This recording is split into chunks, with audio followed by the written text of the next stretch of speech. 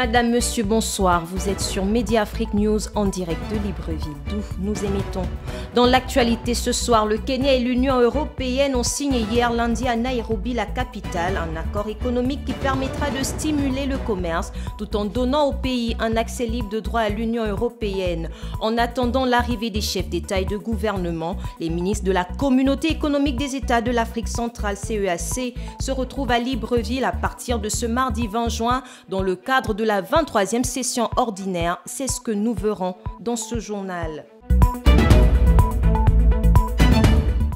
Le Kenya a conclu lundi un important contrat commercial avec l'Union européenne. La cérémonie s'est déroulée en présence du président William Ruto et du commissaire européen au commerce. Les deux parties entendent donc renforcer l'axe Bruxelles-Nairobi, une manière aussi pour l'Union européenne de contrer la présence chinoise dans le pays. Karl Makemba. C'est dans le cadre des négociations entamées il y a une dizaine d'années entre l'Union européenne et la Communauté d'Afrique de l'Est que l'accord commercial UE-Kenya a été conclu lundi, alors que plusieurs autres pays de la sous-région d'Afrique australe avaient également conclu un accord avec la Communauté européenne. Seul le Kenya est parvenu à le ratifier. L'axe Bruxelles-Nairobi se voit donc renforcé puisque cet accord entend booster les échanges commerciaux entre les deux partenaires. Concrètement, l'accord prévoit une ouverture du marché européen en ce qui concerne des produits agricoles comme le thé, le café et les fleurs. En retour, les Européens pourront vendre des machines-outils et plusieurs autres produits issus de l'industrie chimique. Ce contrat vient à point nommé pour le Kenya puisque le pays est en proie à de fortes difficultés avec une dette publique abyssale, une crise de liquidité et d'une dépréciation de sa monnaie. Le président Ruto obtient donc là un sursis face à une jeunesse qui nourrit de fortes attentes.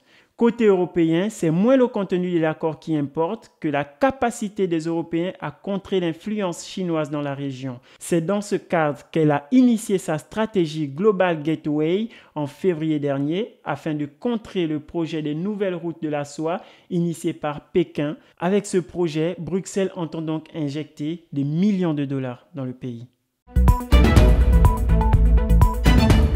Les élections présidentielles sont attendues ce samedi en Sierra Leone. Le président sortant Julius Maada Bio met son mandat en jeu dans un contexte de crise économique et de chômage endémique. Face à lui, 12 candidats, dont celui du principal parti d'opposition, le All People's Congress.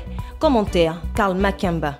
La Sierra Leone renouvelle à partir de ce samedi son président de la République. Ce scrutin très disputé et aux forts enjeux verra la participation de 13 formations politiques, mais les projecteurs seront surtout braqués vers les deux principales formations qui dominent la vie politique du pays. Le président sortant Julius Maada Bio, à la tête du Parti du peuple de Sierra Leone, entend défendre son bilan face à son principal opposant, Samura Kamara, à la tête du All People Congress. Ce vieux routier de la vie politique sierra-léonaise a plusieurs fois été ministre sous l'ancien président. La tâche s'annonce donc très ardue pour le président Maada Bio qui n'a pas pu respecter sa promesse de baisser le chômage, de lutter contre la corruption et la pauvreté. En effet, le pays connaît un taux de pauvreté de l'ordre de 60% avec un chômage parmi les plus élevés en Afrique de l'Ouest. L'inflation qui a progressé de 47% en avril a davantage fragilisé les ménages les plus modestes qui ont vu leur pouvoir d'achat baisser considérablement. L'opposition entend donc miser sur ces points sombres du bilan du président de la République qui reste très fragilisé,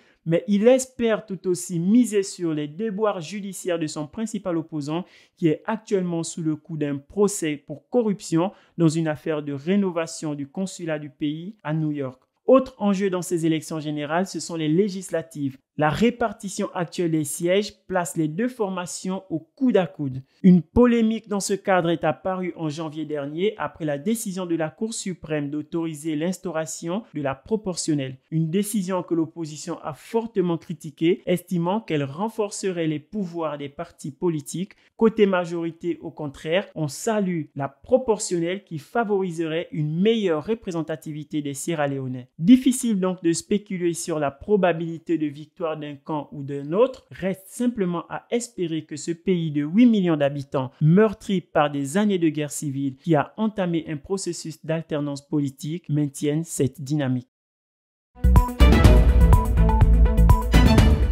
15 ans après d'âpres négociations, le traité visant à protéger les eaux internationales a enfin été promulgué par l'ONU hier lundi. Toutefois, il attend encore d'être signé par plusieurs pays pour être promulgué.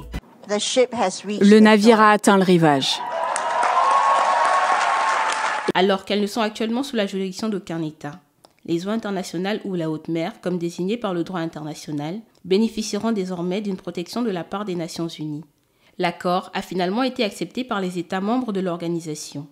15 ans après le début des négociations et après plusieurs échecs, l'adoption de ce traité au sortir de 2 semaines de discussion va permettre la protection de l'écosystème des océans qui fournit 50% d'oxygène que nous respirons. Au moment où la biodiversité océanique est menacée par la surpêche, la pollution et les changements climatiques, les Nations Unies et les ONG engagées dans la protection de l'environnement comme Greenpeace envisagent de protéger environ 30% des océans d'ici 2030. Par ailleurs, ce traité inclut également l'obligation des États de réaliser des études d'impact sur l'environnement des activités qu'ils mènent en haute mer.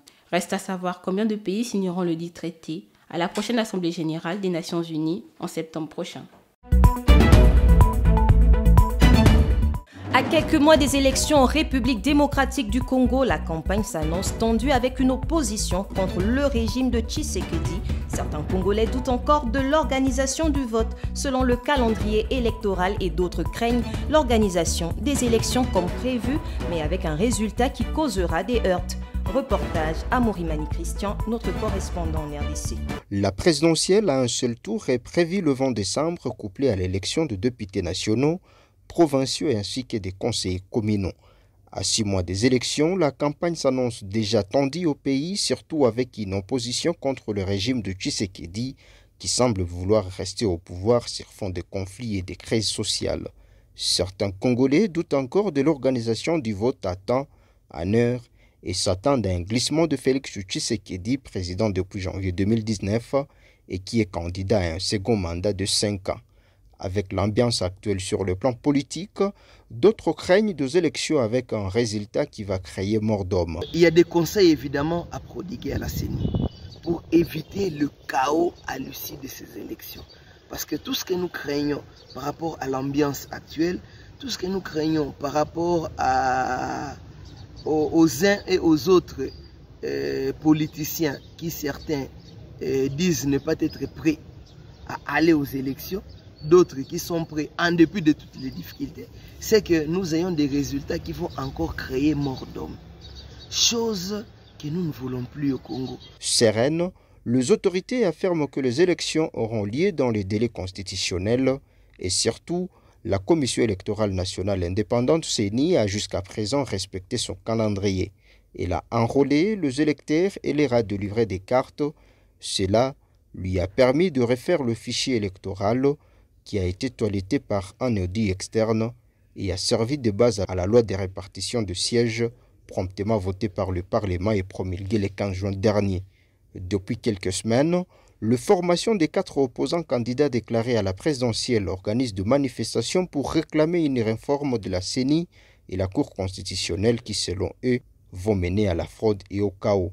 Ces opposants Martin Fayoulou, Moïse Katumbi, Matata Mpogno et Délice Sanga considèrent aussi que le fichier électoral est fantaisiste, notamment parce que l'enrôlement n'a pas pu avoir lieu dans des territoires en proie aux violences armées et que l'audit a été réalisé en un temps record de 5 jours. La police avait violemment réprimé l'une de leurs marches le 20 mai dernier, entraînant de nombreuses protestations de la puissante Église catholique et de la société civile avec une déclaration d'une quinzaine d'ambassades appelant des élections compétitives, pacifiques, inclusives et transparentes. Goma, Amourimane Christian pour Média Afrique News. L'opposant congolais Martin Fayoulou a dans une conférence de presse lundi décidé de ne pas déposer les candidatures de ses membres à tous les niveaux des élections tant que la liste des électeurs ne sera pas refaite dont la transparence est auditée par un cabinet extérieur compétent en la matière. Il accuse le président Félix Tshisekedi de vouloir s'éterniser au pouvoir. Martin Fayoulou s'est retiré du processus électoral en cours en République démocratique du Congo. Dans les conditions actuelles, avec le fichier électoral qui a permis d'élaborer la loi sur la répartition de sièges, l'ancien candidat à la présidentielle et non partant, Il l'a annoncé ce lundi au cours d'une conférence de presse à Kinshasa.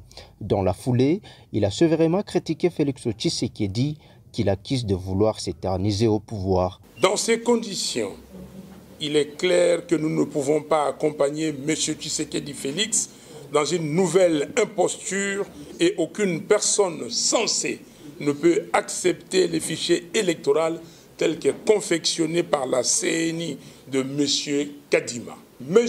Félix Tshisekedi veut à tout prix obtenir un autre mandat frauduleux afin de changer la Constitution en rallongeant le mandat du président de la République à 7 ans.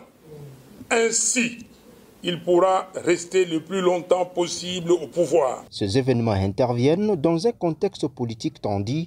Moïse Katumbi a vu son bras droit, Salomon Idi Kalonda, arrêté et ses maisons perquisitionnées. De son côté, Matata Mpogno rapporte que son frère a été tabassé pour le simple fait qu'il porte son nom. De plus, en dépit de la protestation de l'opposition, les deux chambres du Parlement ont voté la loi sur la répartition de sièges et Félix Tshisekedi l'a promulguée. Les 4 leaders de l'opposition seront d'ailleurs à meeting à Kinshasa le 24 juin prochain. Le 15 juin dernier, la start-up camerounaise Wapito a été déclarée gagnante lors de l'événement Vivatech 2023 qui s'est tenu à Paris en France, devenant ainsi la première plateforme camerounaise à remporter un si prestigieux prix international. Michael Ba. C'est dans le cadre du forum annuel consacré à l'innovation technologique et aux startups que la start-up camerounaise Wapito a été couronnée jeudi dernier à Paris dans la catégorie LiftTech. En effet, Wapito est une solution e-santé pour accéder aux soins en quelques clics gérés par des médecins qui permet d'obtenir des réponses en temps réel aux questions posées par les utilisateurs de façon anonyme. Les Africa Tech Awards récompensent des startups africaines porteuses des innovations technologiques dans les catégories FinTech, Climate Tech et HealthTech. Pour cette édition 2023, près de 400 startups ont pris part à la compétition. 9 ont été finalistes à raison de 3 pour chacune des catégories susmentionnées. Fondé en 2020, Wapito est disponible sur Play Store et App Store. Après installation de l'application, les utilisateurs peuvent retrouver, en plus des médecins de diverses spécialités, une base de données pharmaceutiques et de laboratoires médicaux. L'objectif est de permettre aux patients de se procurer rapidement les médicaments ou d'effectuer des tests sanguins après leur consultation en ligne. Une option qui leur permet de se faire livrer des médicaments à leur domicile est également accessible depuis la plateforme. Notons qu'en 2022, la fintech camerounaise Dreamcash avait déjà été sélectionnée pour cette même compétition. Libreville abrite depuis ce matin les travaux de la 23e conférence des chefs d'État et de gouvernement de la Communauté économique des États de l'Afrique centrale CEAC. Pour cette première journée, ce sont les commissions techniques de budget-finance qui ont ouvert le bal. Pierre Essonozui. Après la 22e session de la conférence des chefs d'État et de gouvernement qui a eu lieu à Kinshasa, en République démocratique du Congo, place désormais à Libreville pour le début des travaux en commission de la 23e session. Pour une entrée à la matière, c'est le président de la commission de la CEAC qui a donné le ton des 10 travaux. Que faut-il faire pour rendre effectivement opérationnelle la contribution communautaire à l'intégration? Comment atteindre les objectifs harmonieux de développement harmonieux de notre région, ainsi que continuer à développer l'organisation communautaire. Une analyse du point de vue technique doit être faite à ce niveau des comités techniques justice et affaires juridiques et finances, budget. Y a-t-il des raisons techniques, financières ou juridiques qui empêchent nos États de mettre en œuvre une décision qu'ils ont prise au plus haut niveau il y a déjà 21 ans? Si des raisons politiques existent, nos chefs d'État et de gouvernement vont les traiter à leur niveau dans le cadre de ce que le président en exercice de la conférence des chefs d'État et de gouvernement, son Excellence Ali Bongo Ondimba, a décidé de désigner dialogue politique du haut niveau sur le financement du processus d'intégration de notre région d'Afrique centrale. Axé sur le slogan « Relever le défi de financement de la communauté pour y accélérer le processus d'intégration de la région d'Afrique centrale et soutenir la mise en œuvre de sa réforme institutionnelle ». Le mécanisme mis en place par la conférence des chefs d'État pour parvenir au financement autonome du fonctionnement et des programmes de la communauté peine à être opérationnalisé par tous les États. Même les contributions au financement du budget annuel de la communauté sur la base de la clé de répartition convenue ne sont mobilisées qu'à un très faible pourcentage. En conséquence de cette situation, notre communauté dépend presque entièrement des subventions des partenaires techniques et financiers. Pour réaliser, bien entendu, les plans stratégiques à moyen terme, bien que nos États connaissent des difficultés liées au contexte globalement actuel et caractérisé par une multiplication de crises, nous ne pouvons continuer à maintenir une telle dépendance au risque de voir la satisfaction de ces besoins réels de développement et nos plans et nos États membres de la région hypothéqués. Sur ces propos, je déclare conjointement ouverts les travaux techniques spécialisés, finances, budget d'une part et justice, affaires juridiques d'autre part, tout en vous souhaitant de fructueuses délibérations. Je vous remercie de votre aimable attention.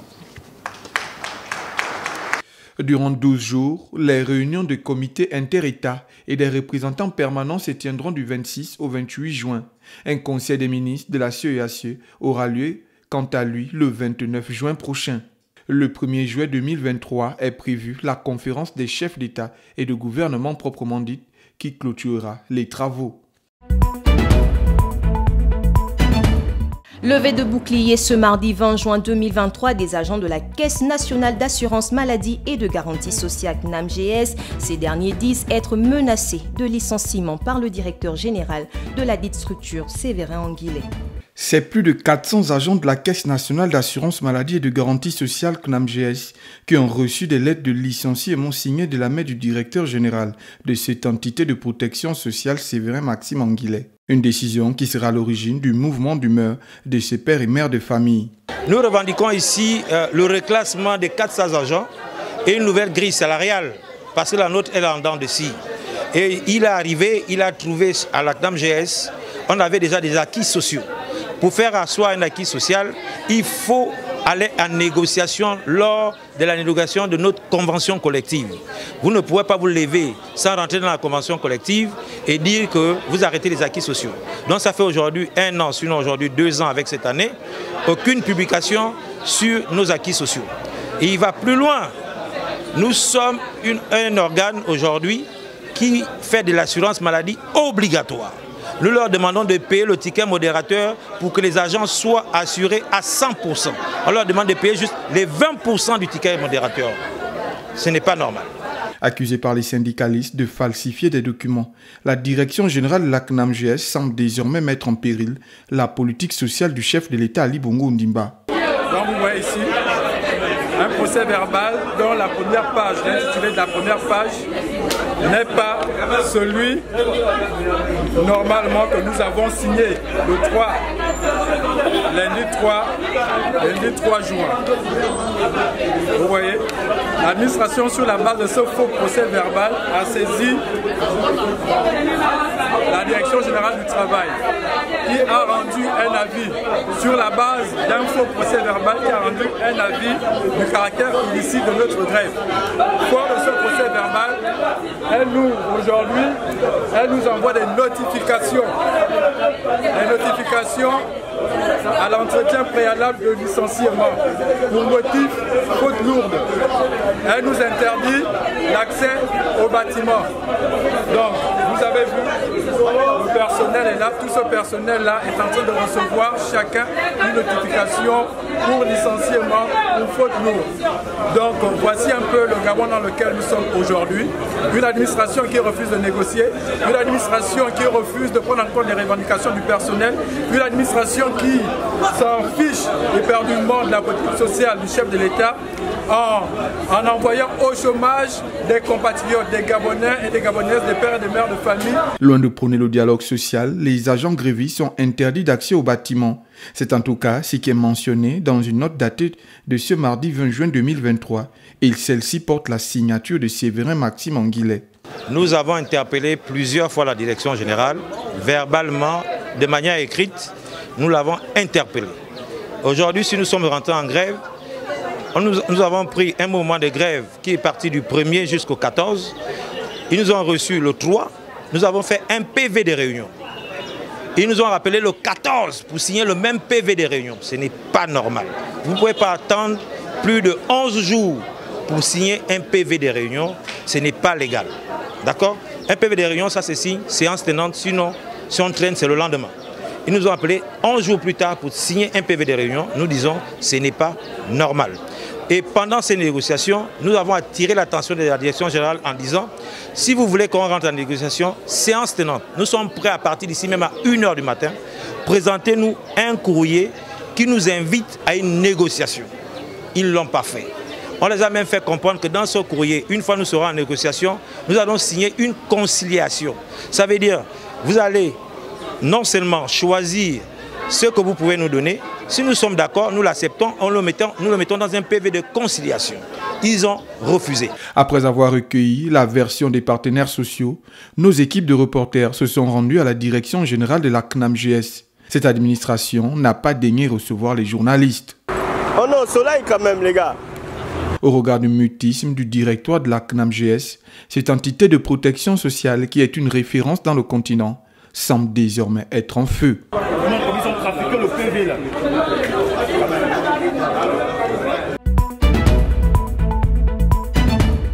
L'actualité hors du continent, la communauté internationale célèbre ce 20 juin la journée mondiale des réfugiés avec comme thème de l'espoir loin de chez soi, une occasion aussi pour le Haut Commissariat aux réfugiés de rappeler la nécessité d'une solidarité mondiale en vue d'un traitement global de la problématique des déplacés politiques et climatiques.